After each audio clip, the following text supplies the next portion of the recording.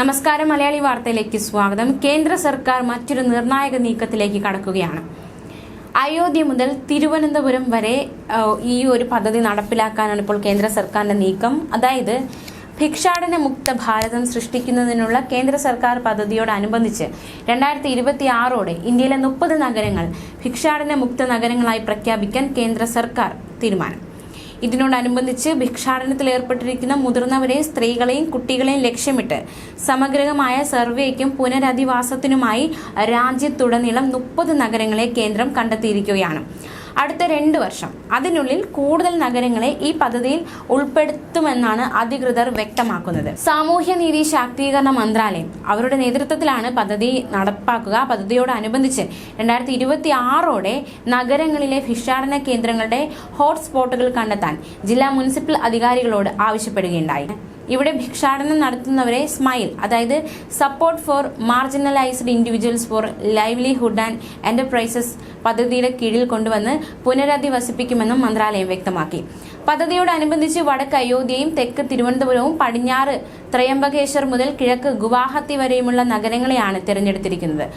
മതപരമോ ചരിത്രപരമോ tourism പ്രാധാന്യമോ കണക്കിലെടുത്താണ് നഗരങ്ങളെ തിരഞ്ഞെടുത്തിരിക്കുന്നത്. ഭിക്ഷാടനം നിരോധിക്കുന്നതിനോടനുബന്ധിച്ച് നിരീക്ഷണത്തിനും പദ്ധതി നടത്തിപ്പിനും ഫെബ്രുവരിയോടെ ഒരു ദേശീയ പോർട്ടലും മൊബൈൽ ആപ്ലിക്കേഷനും പുറത്തിറക്കുമെന്നും മന്ത്രാലയം വ്യക്തമാക്കി. തിരഞ്ഞെടുക്കപ്പെട്ട നഗരങ്ങളിൽ ഭിക്ഷാടനം നടത്തുന്ന വ്യക്തികളെ കണ്ടെത്തി അവരുടെ വ്യക്തി വിവരങ്ങൾ ആപ്പിൽ അപ്ഡേറ്റ് ചെയ്യും. ഇതിലൂടെ പദ്ധതിയുടെ ഏകോപനവും ഭിക്ഷാടന നിയന്ത്രണവും നടപ്പാക്കാനാകുമെന്നും മന്ത്രാലയം അറിയിച്ചു. 25 നഗരങ്ങളിൽ നിന്ന് ഇതിനകം ആക്ഷൻ പ്ലാൻ കിട്ടി. കാംഗ്ര, കട്ടക്, ഉദയ്പൂർ, കുശിനഗർ എന്നീ നഗരങ്ങൾ പദ്ധതിക്ക് സമ്മതം നൽകിയിട്ടില്ലെന്നും മന്ത്രാലയം അറിയിച്ചു. എന്നാൽ സാഞ്ചിയിൽ ഭിക്ഷാടനം നടത്തിയ സംഭവങ്ങളൊന്നും അധികൃതർ റിപ്പോർട്ട് ചെയ്തിട്ടില്ല.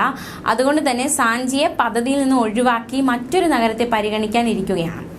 കോഴിക്കോട്, വിജയവാഡ, മധുര, മൈസൂരു തുടങ്ങിയ നഗരങ്ങൾ ഇതിനകം സർവേകൾ പൂർത്തിയാക്കിയെന്നും മന്ത്രാലയം വ്യക്തമാക്കി. അതേസമയം പദ്ധതിയിൽ സർവേ, സമാഹരണം, രക്ഷാപ്രവർത്തനം, ഭിക്ഷാടകരുടെ പുനരധിവാസം, ഇവരുടെ നിരീക്ഷണം തുടങ്ങിയ വിവിധ കടമ്പകളിലൂടെയാണ് നഗരങ്ങളിൽ ഇത് പൂർണ്ണമായും നിരോധനം നടപ്പിലാക്കാൻ സാധിക്കുന്നത്. മാത്രമല്ല ഈ പദ്ധതിയിൽ എഡ്യൂക്കേഷൻ, നൈപുണ്യ വികസനം, തൊഴിൽ അവസരങ്ങൾ എന്നിവയും ഉൾപ്പെടുത്തിയിട്ടുണ്ട് എന്നതും ശ്രദ്ധേയമാണ്. ഇത്തരം തൊഴിലുകളിൽ ഏർപ്പെട്ടിരിക്കുന്ന വ്യക്തികളെ മുഖ്യധാരാ സമൂഹത്തിലേക്ക് കൊണ്ടുവരിക എന്നതും ഈ പദ്ധതി ലക്ഷ്യമിടുന്നുണ്ട്. ജില്ലാ മുനിസിപ്പൽ അധികാരികൾക്ക് പദ്ധതി വിജയകരമായി നടപ്പാക്കുന്നതിനാവശ്യമായ ഫണ്ട് അനുവദിക്കുമെന്നും മന്ത്രാലയം അറിയിച്ചു. എന്തായാലും വലിയ രീതിയിലുള്ളൊരു നീക്കത്തിലേക്കാണ് ഇപ്പോൾ കേന്ദ്ര സർക്കാർ കടക്കാനിരിക്കുന്നത്.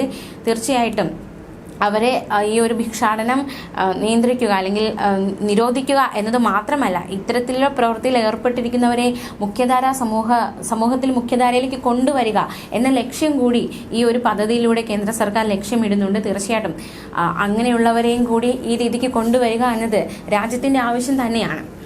ന്യൂസ് ഡെസ്ക്, മലയാളി വാർത്ത.